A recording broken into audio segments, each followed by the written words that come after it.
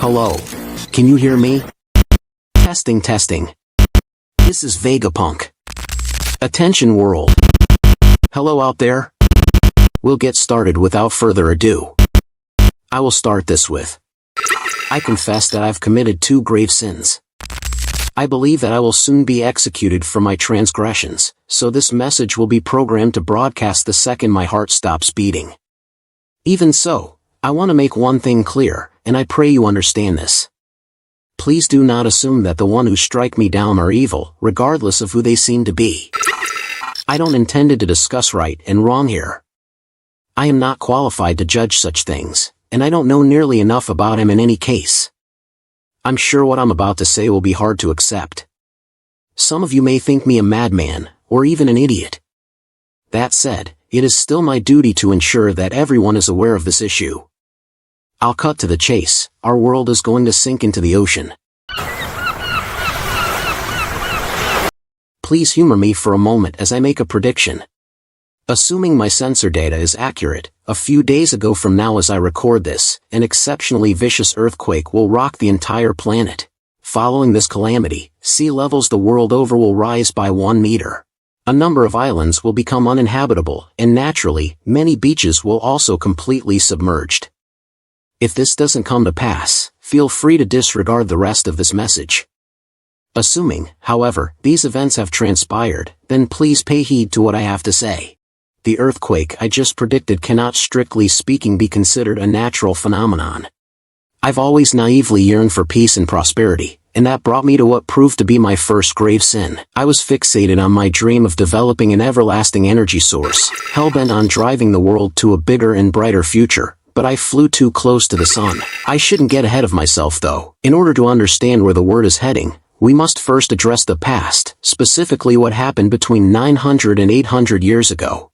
A century-long period that most think of as a blank part of history. Fittingly, it is known as the Void Century since all information about it has either been erased or lost. And that is true for the most part, but there is one last key to unlocking some scraps and echoes from back then.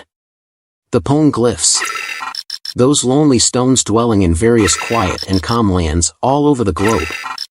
The text inscribed on them, once decoded, is our one and only method of glimpsing this unknown past. Despite this, any attempts to decipher the Poneglyphs is considered taboo by the world government.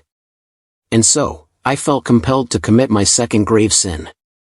I betrayed the government and studied this forbidden era myself. I have fortunate enough to inherit several documents from a certain group of exceptional archaeologists, and that allowed me to decipher a number of Poneglyphs. I pursued this research as far as possible and I have no regrets. History is a story after all. And in truth I only know a small fragment of this 100-year-long tale. It wouldn't be right to leave you with baseless speculation, so I'll limit myself to the facts as I know them. The star of this story was born 900 years ago in a beautiful and advanced kingdom. And just like the legendary sun god Nika from the fables of Elbaf, he too fought with a stretchy and elastic body.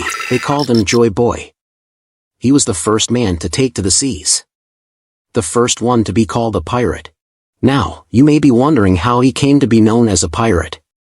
Do bear in mind, I only have access to a handful of Poneglyphs.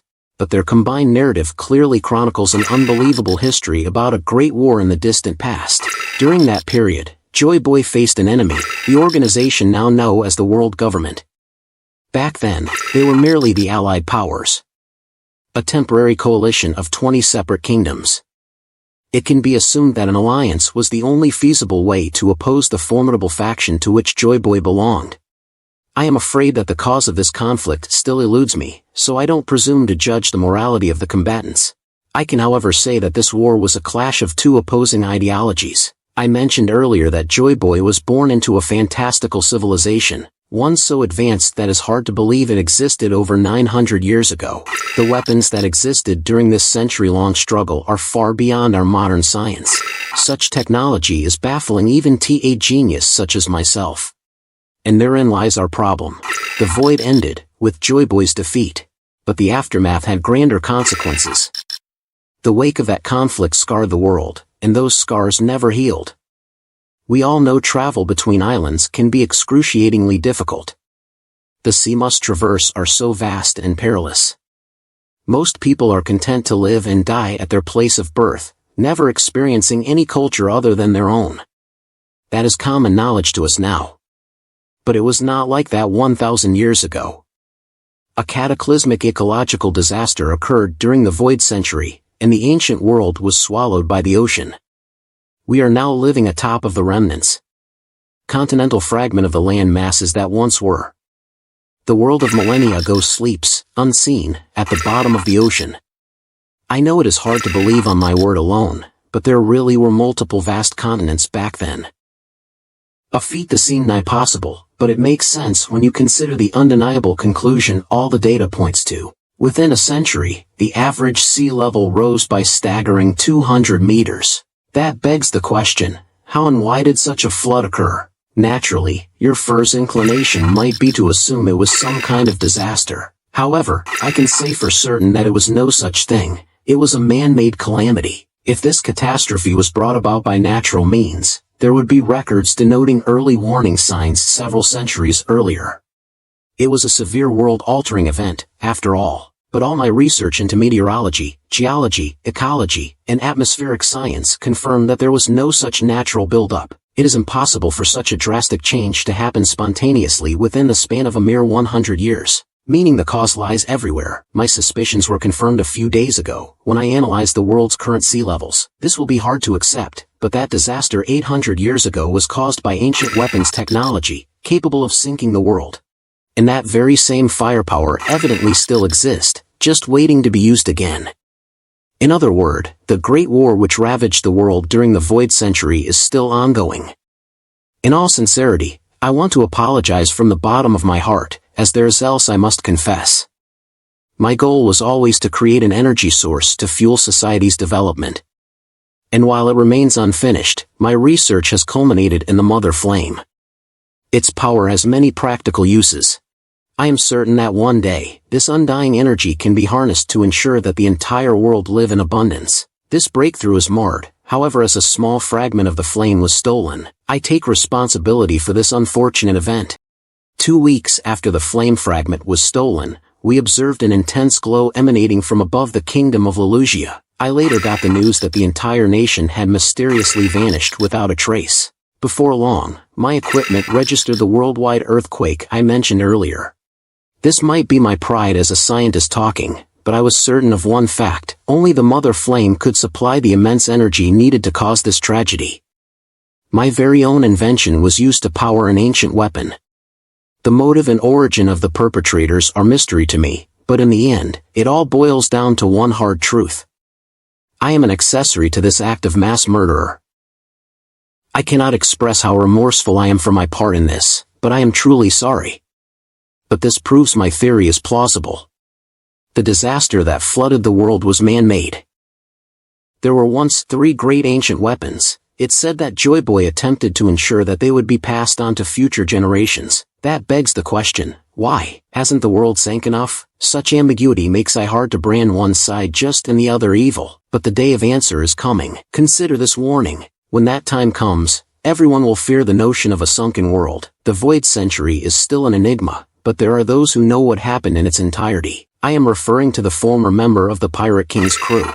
I'm sure they know our entire lost history. So why would they just fade away without telling the soul? Why didn't they act? I realize I have been quite vague on this point. However, I can't add anything further other than pure speculation. I have one last message I wish to impart. It is for those of you who are scattered all across the world. Those of you who carry the letter D in your name. Among you, there is nothing of the sorts. That's why. That ceaselessly inherited aspect. We call it a will, and those that have suffered for this, I can only pray my voice reaches you. Someone once told me that the voices of the past call out to you. History is written by the victors, and the words of the vanquished are usually cast into a deep, dark ocean. That being said, their truth can still come to light if the oppressed carry it on their backs and endure. For my part, I am leaving this to the world. This broadcast of mine, I'm praying that this message gets transmitted safely. I realize it would be foolish to blindly trust in a one-sided account of a 900-year-old battle, but I think we should be able to scrutinize and learn about the past from every perspective possible. I only wish I had more time, but there are those who cannot be stopped. 25 years ago, the pirate Gold D. Roger achieved the unprecedented by circumnavigating the globe. I have no doubt they heard the whole thing. They must have heard the voice of the past from the purest source possible. I am confident you have all come to the same conclusion at this point, and I anticipate that is what will ultimately determine how things transpire in the future. A day of awakening is coming, where all the pressing secrets of the void century will be uncovered.